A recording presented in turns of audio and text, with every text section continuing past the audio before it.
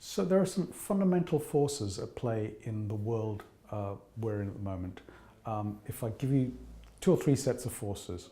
One, there's emerging technologies. A lot of people are focusing on digital technology, but it's not just digital technology. There's material science, there's biomedical changes, there's new sorts of fuel technologies coming on stream. So there's a whole set of technology that's changing the way organizations have to operate. So the second set of forces is around people and planet.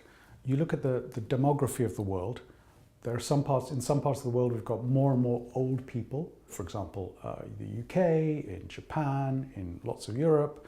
In other parts of the world, like the parts of the Middle East and Africa, we've actually got the opposite problem, where we've got relatively few old people and lots of young people. So there's a whole change in the distribution of population around the world. If you look at people and planet, we're forecasting sort of 50 to 70 to 80% of the world living in large cities in the next 30 to 50 years. You've got things like the energy crisis, peak oil in the next 20 to 30 years. You've got issues around plastic. You've got climate change. There's a whole bunch of issues around the planet we live in and the people on that planet. The third set of forces is around what I call open versus closed. If you look at things like globalization, free trade, migration, open innovation, we're in a more and more open world, and yet we find this deeply uncomfortable. So there's this whole reaction where we are closing. We don't want foreigners, we don't want free trade, so you've got economic nationalism and political nationalism. You put those three sets of forces together, emerging technologies, people and planet, and open versus closed, and the world is very, very turbulent, very, very confused. This means that if you're an organization, increasingly you're confronted with an environment where you don't know what's going on. And that's why we believe strategic decision making has to become more discovery-led. So just to give you two or three examples of industries which are facing this sort of turbulence and confusion. If you look at the automotive sector, so there you are, you're making cars. There are a few things that are coming along down the track at you that are fundamentally going to change how you have to make money. One, urbanization. Cars and big cities don't go well together. Two, you look at driverless cars. What's that going to do to your product? What's that going to do to legal restrictions, insurance, ethics, etc.? Three, the fact that the younger generation in large parts of the world actually don't want cars. So this shift from asset ownership to asset usage, where if you're a car company, people don't want to buy your car. Do you have to lease them the car? How does that work?